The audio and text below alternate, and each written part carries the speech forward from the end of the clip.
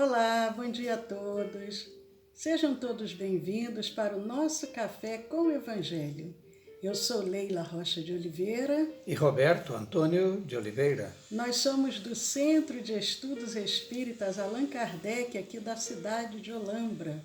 Olambra é uma cidade do interior de São Paulo, Brasil, planeta Terra. E aproveitando para mandar um abraço para a Verônica, para a Rita Maria e para todos os amigos que estão chegando para essa manhã tão gostosa. Hoje aqui em Olambra está um sol gostoso de inverno, não está tão frio quanto ontem à noite, mas também não está calor. O nosso clima brasileiro aqui, pelo menos na nossa cidade, está parecendo um clima mais de primavera. A cidade cheia de flores, porque o clima, ele dá o seu recado. E eu acho que, em função de muitas pessoas estarem mais aconchegadas em casa, a natureza está se tornando mais exuberante. Então, Leila, até fiz uma brincadeira ontem, e aqui na entrada da nossa casa tem uma buganvília branca, tá linda, né? Buganvília ou primavera, como alguns a conhecem. Mas então ela está super florida, a gente praticamente não vê nenhuma folha verde e galho desfolhado, nem pensar. Então, totalmente branca. E aí eu fiz uma brincadeira. Parecendo uma grinalda de noite. Eu botei a foto de cabeça para baixo. E alguém viu e falou, mas não está errado. Não, eu falei não, porque nós estamos percebendo uma inversão nas estações. Sim, no inverno, e a nossa estação oficial é inverno. Está assim como se fosse a primavera. Como é que será a primavera, então? Está tudo de ponta cabeça, né? Isso. É o nosso novo normal que nós temos que começar a se adaptar. Bom dia, Fátima. Que bom que você está aqui conosco nessa manhã. A Regina Caroz, um abraço para a Dona Adélia. Bom dia, Regina. Um abraço para toda a Sentimos sua falta ontem à noite. Um abraço aí para a Dona Adélia, para o Zé Roberto, para todos os netos queridos aí. E aqui nós estamos, então, mais uma vez agradecendo mais, viu, Regina? Pela presença de todos vocês. Espera aí, vai devagarinho que tem um recado ali. Fátima. Da Verônica, é a Verônica. Então, tem um ditado que diz assim, quem canta seus males espanta. E quem sorri também. A gente tem que procurar sorrir para transmitir alegria, transmitir paz, porque quantos agora estão precisando desse reforço espiritual? Estamos no nosso horário das 10 horas e nós vamos começar. Você já deu o nosso endereço aí? Você falou Olambra, Planeta, tudo direitinho? Falei. Mas eu pergunto a você, o endereço de Deus, você já deu?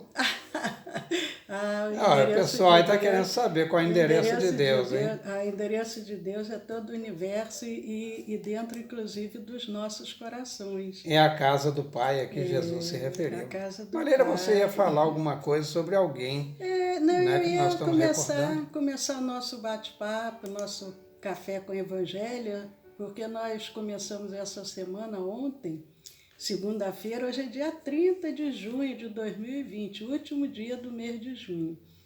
E nós começamos a falar de um grande trabalhador, José Arigó. José Arigó, desde criança, começou a ver luzes, ouvir vozes, e aquilo o atormentava muito.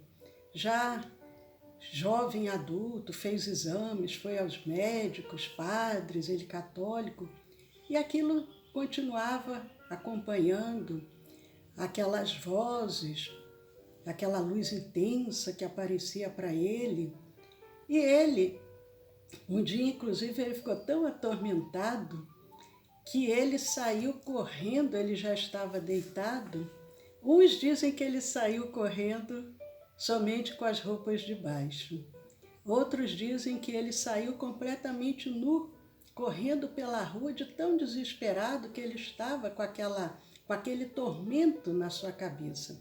Porque a mediunidade, quando ela surge e a pessoa não compreende o que é a própria família, o pai o espancava quando ele falava as coisas que ele estava vendo, é um suplício muito grande. Os médicos, muitos não têm essa compreensão, a medicina, os psiquiatras, então acham logo o quê? Que a pessoa está louca, e ele também se achava louco. Mas, como ontem nós colocamos aqui, um dia aquele espírito se apresenta, aquela voz gutural, aquele homem alto, forte, calvo, e ele se apresenta. Era o Dr. Fritz. Dr. Fritz, que havia desencarnado na Primeira Guerra Mundial. E ele comenta o trabalho que precisava ser realizado. Um trabalho muito intenso.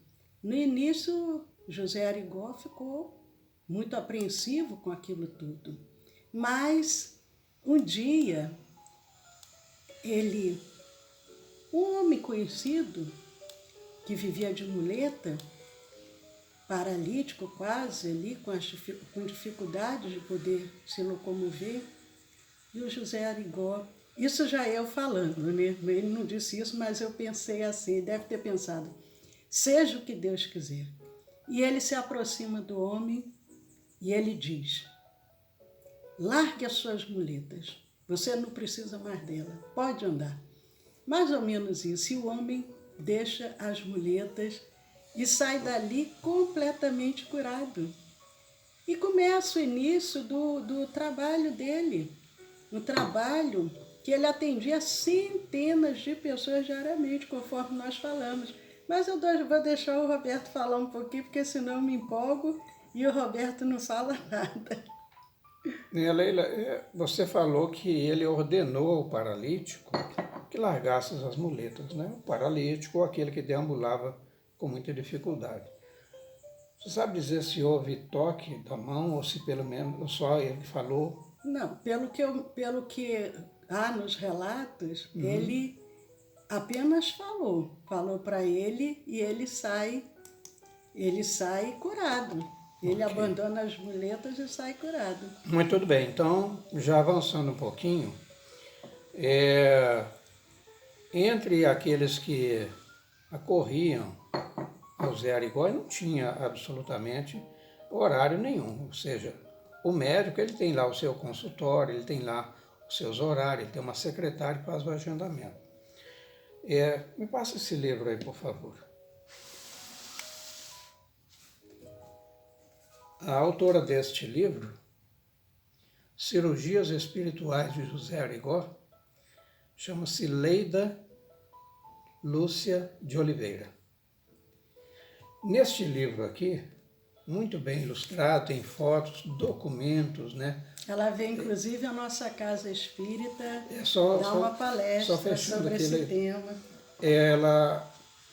Então, em 500 páginas, ela ilustra fartamente, documentadamente, todas aquilo que muitas vezes as narrativas em referência às curas, às cirurgias operadas pelo Zé Arigó, não abriram espaço. Então por que ela fez isso?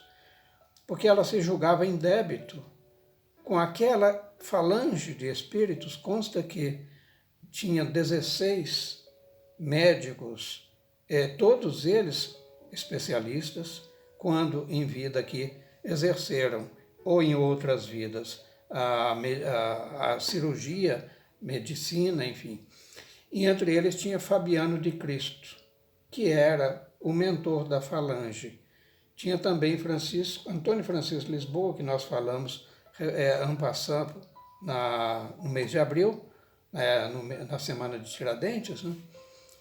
E todos eles compunham essa falange. Então ela, em um preito de gratidão, escreve este livro.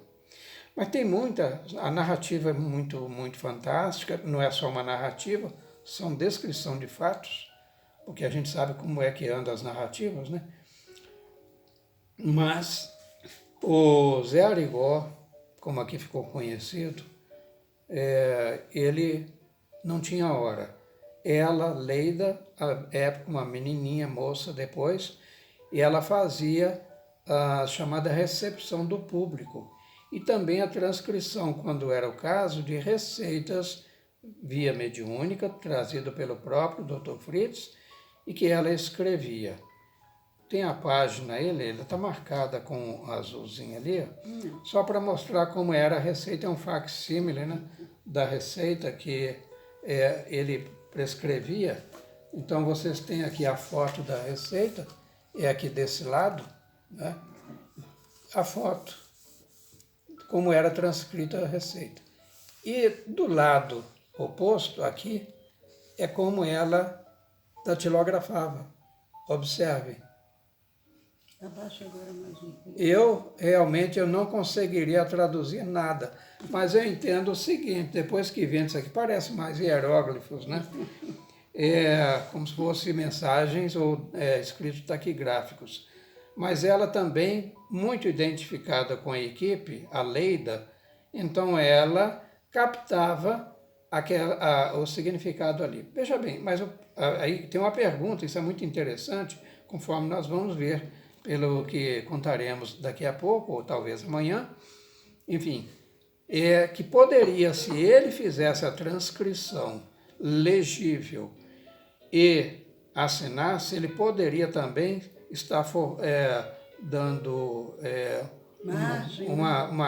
um documento que provasse, então, mais uma vez, né, corroborando as narrativas, as acusações de prática da medicina, exercício ilegal, né, da medicina. Mas tudo bem. Então, seja por uma coisa ou outra, ela fazia isso. Então, ela escreveu esse livro. Ela conta também fatos muito singulares. Por exemplo, quando a fama de José Arigó ganha o Brasil e o mundo, acorriam pessoas de todos os cantos, né? Então, era muito comum, por exemplo, as caravanas, Leila, de rancenianos, que vinham em ônibus e caminhões, mas eles não poderiam entrar na cidade de Congonhas, porque uma oposição muito ferrenha do clero, que era o padre Leonardo, e também outros seguidores paroquianos, impedia isso, sob a alegação de que poderia contagiar a cidade. De certa forma, isso nos remete à época do Cristo, em que os rancenianos eram expulsos das cidades, que eram amuralhadas, e colocados para fora das cidades. Mas o que o Zé Arigó falou? Bom, então não vou deixar de atendê-los. A proposta e a equipe, a falange do Dr. Fritz, também trabalhava nessa direção, mas imagine então o cansaço, a entrega absoluta, total desse médium José Arigó. Depois de atender lá no Centro Espírita Nazareno, no centro da cidade, o dia todo, pessoas que vinham do Brasil inteiro e de outros lugares, do exterior, inclusive, da América, e pessoas que ficavam lá 3, 4 dias, ele atendia, mas depois disso ele ia para o sítio, descansava rapidamente, e aí não tinha hora para acabar o atendimento aos rancenianos, e que eram curados, narrado pela Leida, que era testemunha ocular. A cura era instantânea, pelo toque na cabeça. Então é um registro muito importante que eu achei até para provocar vocês e buscarem o livro. O livro está disponível nas melhores livrarias, né? Cultura, Saraiva. Lembrando que ele trabalhava profissionalmente. Sim. Na parte da manhã, ele tinha o trabalho dele, e depois de uma determinada hora, até altas horas da noite, é que ele atendia as pessoas. Quase não tinha condição nem de descansar, de dar atenção à família, nem nada, porque eram muitas pessoas, eram centenas de pessoas que iam até ele todos os dias. Mas, como eu já disse, é interessante, porque a gente vê que é tudo interligado, é uma grande rede. Quando nós falamos aqui do Tiradentes, nós falamos também de Antônio Francisco Lisboa. Antônio Francisco Lisboa, o Aleijadinho, lá em Congonhas. E o Aleijadinho, ele deixou 12 estátuas, as estátuas dos profetas. Esculturas, né? Aquelas esculturas em pedra-sabão. E para ali acorriam centenas de pessoas em busca de um milagre, de uma cura, através daquelas estátuas. E o Aleijadinho, o Francisco Lisboa, no mundo espiritual, começou a achar que ali estava começando uma idolatria.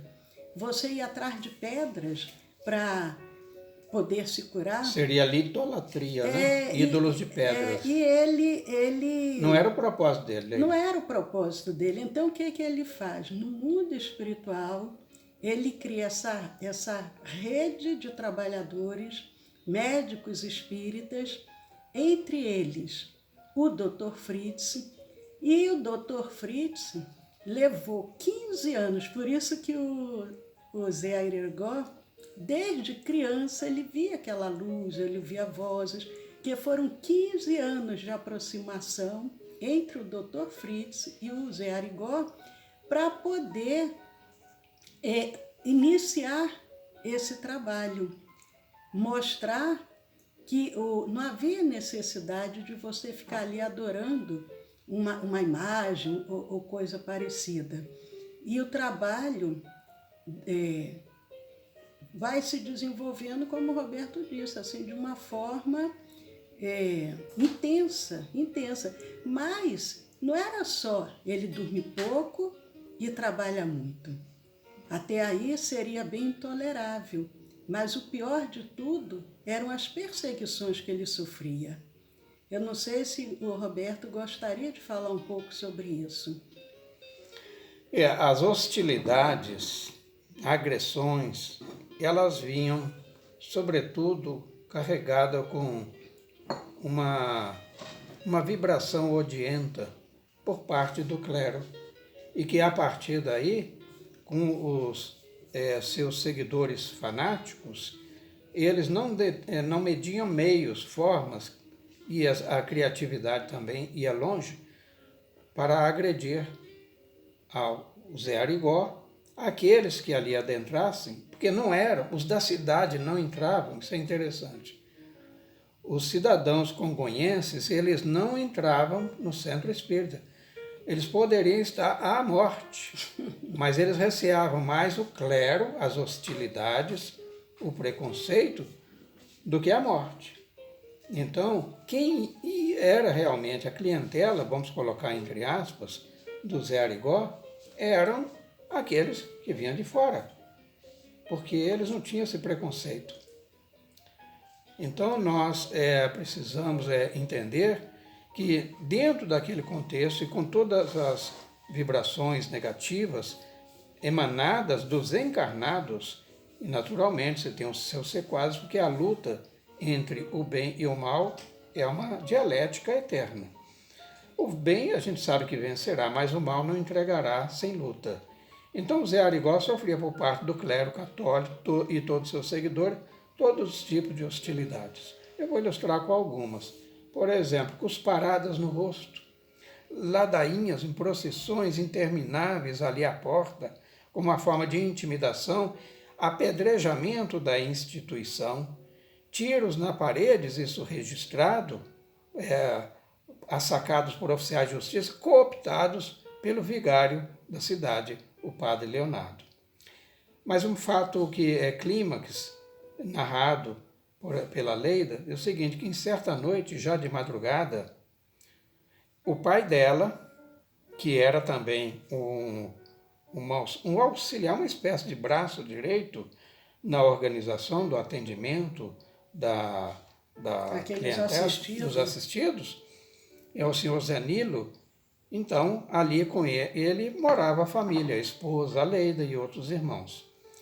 Mas então, certa noite, já de madrugada, o Zé Arigó pessoalmente bate à porta da casa dela, dos seus familiares, né, os pais, e avisa-lhes que o doutor Fritz recomendava que não usassem a água da caixa d'água. A caixa d'água que abastecia a casa deles, porque ela acabara de ser envenenada. Ou seja, colocaram veneno.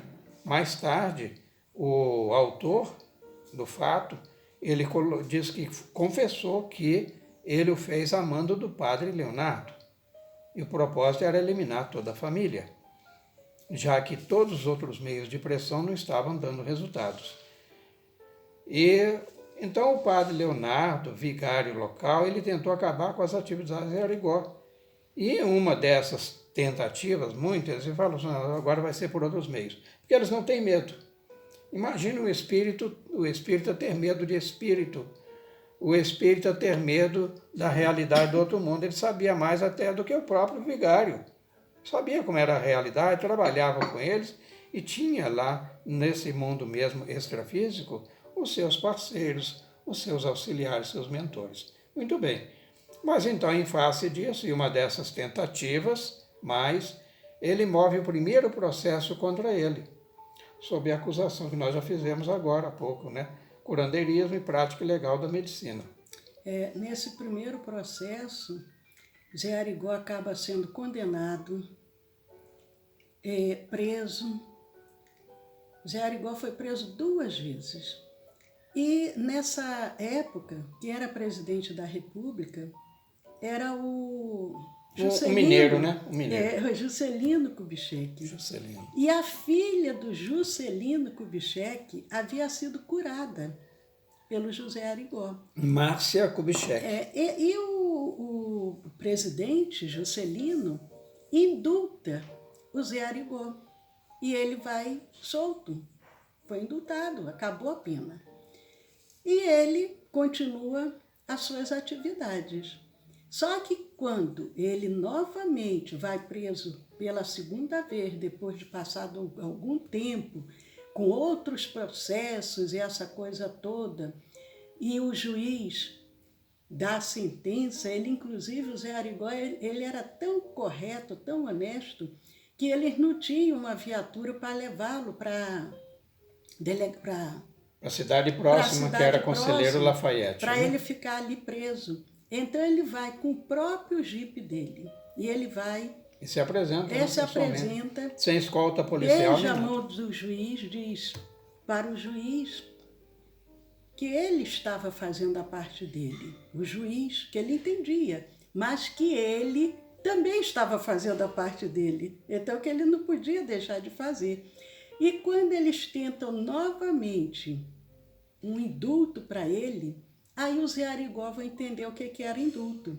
Porque o indulto, a pessoa mesmo sendo culpado, mas aquela pena ela é excluída, acabada. E aí ele falou, não, eu não quero, eu não aceito o indulto. Por quê? Eu não estou fazendo nada de errado, eu não cometi nenhum crime. Neste caso, o indulto, na leitura dele, seria uma confissão de culpa. Né? Exatamente, aí ele não aceita, aí ele fica preso mais de 1 ano. Mas a gente vai falar melhor sobre isso, o que aconteceu durante esse ano. Mas só para a gente ver como que foram as perseguições. E nós, às vezes, hoje espíritas, temos... timidez, vergonha, constrangimento de simplesmente dizermos que somos espíritas. Enquanto uma pessoa simples como ele, mas muito firme. Esse que é o exemplo do verdadeiro cristão. Como Paulo, quando começou a divulgar, o apóstolo Paulo divulgar o cristianismo, e que percorreu milhares de quilômetros, abrindo igrejas e levando a mensagem do Cristo, o Paulo sofreu muito, ele foi apedrejado, ele foi espancado, ele sofreu naufrágio, ele sofreu tudo, mas ele nunca desistiu. Então são exemplos assim que nos tocam, como que um espírito ser assim tão firme na sua crença, no seu propósito, não abrir mão de nada. Mas esse padre Leonardo, o Roberto ia falar mais alguma coisa sobre esse padre, porque ele ficava inconformado de ver essa situação perdurar, né? As associações de medicinas, né, elas também falaram, nós temos que acabar, porque imagine, por exemplo, o quanto rende uma consulta médica, né? A venda de medicações que muitas vezes ali mesmo, ele fala assim, você não precisa desse medicamento. Então, ele tinha autoridade para isso, falando já do Dr. Fritz. Você não precisa desse medicamento porque o lipoma ou o câncer, o nódulo enfermidade canceroso, que fosse, né? Qualquer que seja, paralisia, foi removido. Então, deixavam de consumir remédios e menos consultas médicas. Então, provoca mais uma vez, porque você tinha ali munição, um consórcio de propósitos nocivos para acabar com aquela prática eficaz, eficiente, portanto, e graciosa, sem cobrar centavos. E, mais uma vez, então, o padre Leonardo, agora ele vai ao Rio de Janeiro. À época, Leila, ainda era presidente o Juscelino Kubitschek. E ele consegue uma audiência... A capital da República Rio de era Janeiro. no Rio, né? Então ele consegue uma audiência particular. Então, assim, bom, já que o presidente que indultou ele tem poder para isso, então eu vou lá e, entre aspas, eu vou vender o meu peixe, mostrar para ele que a sociedade está querendo que acabe com isso. Ocorreu, entretanto, um fato inusitado. O padre Leonardo, no dia aprazado, ele comparece lá no Palácio do Catete e, ao subir as escadas que davam acesso ao gabinete presidencial, ele, na subida mesmo da escada, ele tomba, vitimado por um mal súbito. A gente fica aqui, a nossa leitura, fala, bom, se ele estava atrapalhando, então um obstáculo a menos, até para deixar o Zé Arigó atender aqueles milhares, né, centenas de milhares de infortunados, de miseráveis que para lá corria. Porque nós sabemos dos recursos que tem os benfeitores de outro plano, sem violentar as leis divinas, né? É verdade. O nosso tempinho já está chegando ao fim, mas além desse livro da Leida, porque a Leida, como eu disse, ela até veio na nossa casa espírita, uns 3 anos atrás, falar sobre esse livro, e ela é um depoimento vivo, porque ela, desde criança, ela convivia diariamente com o Dr. Fritz. Com o Dr. Fritz. E o Dr. Fritz chamava ela de Petucha. Ela tinha lá seus 6, 7 anos. Ela conta que ela queria muito trabalhar, queria muito assim ajudar, poxa, ela via todo aquele movimento. Porque ela já tinha sido preparada. E ela queria ajudar. E ele disse, não, calma, quando você fizer 10 anos, eu vou deixar você começar a ajudar. O Dr. Fritz, porque a gente às vezes confunde um pouco o médico com o espírito, né? Mas o Dr. Fritz, através do Zé Arigó, diz, olha, com 10 anos você pode. O dia que ela completou 10 anos... Ela ganhou um presente. Olha, eu hoje estou fazendo 10 anos. Qual foi o presente, Leila? Pode contar com o seu presente. O presente foi uma sacola cheia de cartas. Ela lê, catalogar e vê também, porque às vezes pessoas que não podiam ir lá mandavam pelo correio, ou mandavam uma carta através daquele que lá ia comparecer. Então foi aí que começou ela também integrando já aquela equipe, e ela iria compor com mais outros 3 voluntários, né, a equipe de recepção àqueles que lá chegavam. E ela, até por vias mediúnicas, que volto a lembrar, e ela fazia a transcrição das receitas, gente. É outra grande... Datilografada. Outra grande trabalhadora que pouquíssima gente Mas não era uma conhece, receita, né? Leila. Sabe qual era o tempo de consulta? Uma consulta com o Dr. Fritz era 1 minuto. Era 1 muita minuto. gente, né? Porque imagina, Era muita gente. 3 horas, 180 minutos. Então, em 1 hora, em 3 horas, atendia 180 pessoas. Era muita gente. Muita gente. Muita gente. Mas fora o livro da Leida, que é um testemunho vivo, como eu disse, porque ela convivia com ele ali diariamente, desde criança.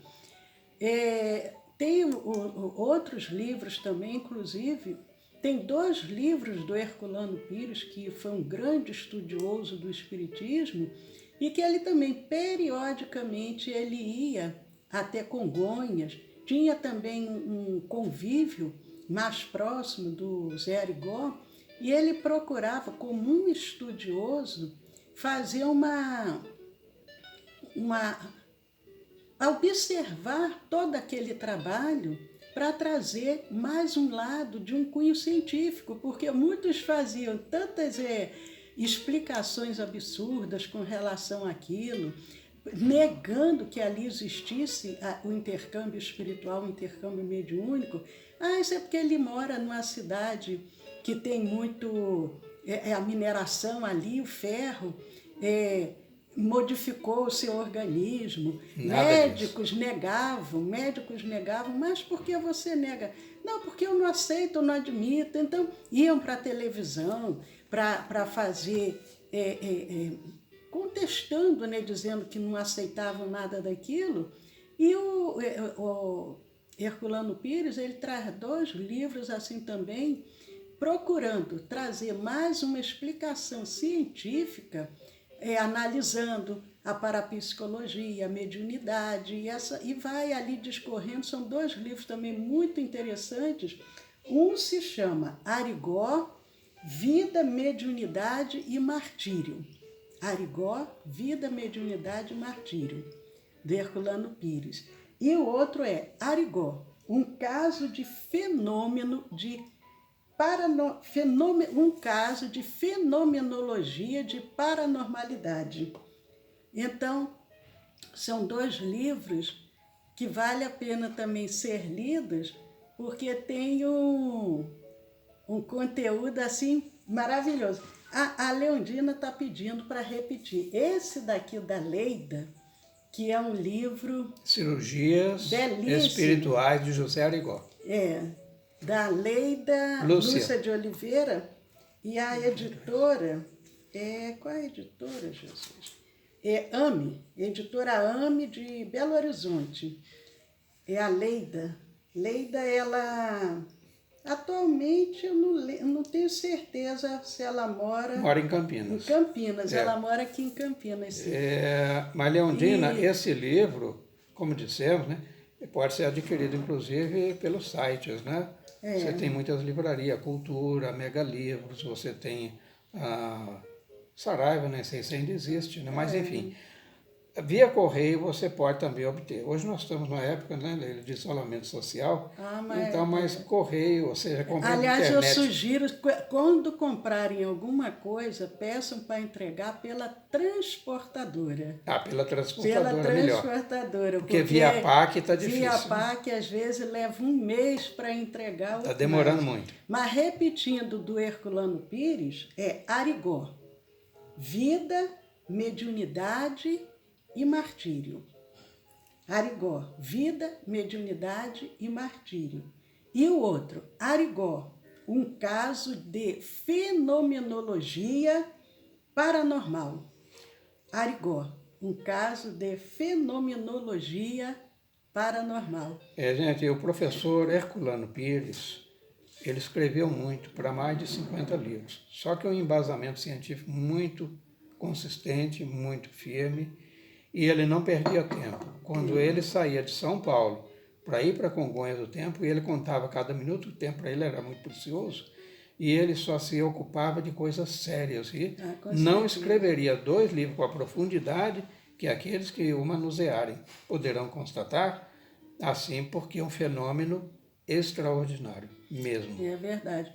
Esse do Herculano, talvez vocês consigam até... pela internet, assim, gratuitamente. Agora o da... Para download, Leida? É o da Leida. Essa daí não tem para download. Que não. Mas, gente, nosso tempo acabou. Mas, olha, nós temos tanta coisa para falar do Arigó, que é assim, é aquela pinceladinha, só para que a gente possa ter um pouco de gratidão por um espírito desse que dedicou sua vida para auxiliar, mesmo com as suas limitações intelectuais, mas trabalhando muito na dificuldade, porque, como nós falamos ontem, o Roberto disse, né, o pai falou, bom, já que você quer casar, você está deserdado. Então, ele tinha uma vida assim de muita penúria. Então, assim, é aquele espírito que foi um exemplo. Hoje é terça-feira, 20 horas, nós temos o nosso estudo do Evangelho, que serve também como uma preparação para a nossa reunião de irradiação e vibração. Então, quem estiver em tratamento ou quem desejar enviar algum nome para tratamento, procure hoje fazer uma alimentação leve, de preferência até às 18 horas, ou melhor, até às 18h30, de preferência sem carne. E depois de 18h30, Nós temos o atendimento, a reunião, de 8h30 às 9h30 da noite. Depois de 9h30, se desejar fazer uma outra refeição leve, pode fazer. Mas, durante o nosso estudo do Evangelho, a gente vai explicar melhor com relação ao tratamento, mas sabendo, porque é para colocar uma garrafa de 2 litros de água para ser tomada durante a semana, 5 vezes ao dia, sempre em prece. Uma xicrinha, como se fosse uma meia xicrinha de café, e ali uma garrafa de uns 2 litros, ela vai durar até a próxima terça-feira. E nós orientamos o quê? Pelo menos 8 semanas de tratamento. Logicamente que dependendo da gravidade da enfermidade, esse tratamento pode se prolongar. E às vezes, pessoas que no primeiro atendimento já sente assim um bem-estar muito grande, mas não deve parar por aí para poder o tratamento ser totalmente eficaz. Gente, um beijo grande, saúde, paz a todos, e amanhã, às 10 da manhã, nós continuamos aqui com o nosso bate-papo, nosso café com o Evangelho. Hoje falamos demais. Muito obrigado. Eu sei, são ouvintes muito pacientes, né? Que paciência é o quê? É a ciência da paz. Então, tenha um bom dia e até amanhã, se Deus quiser.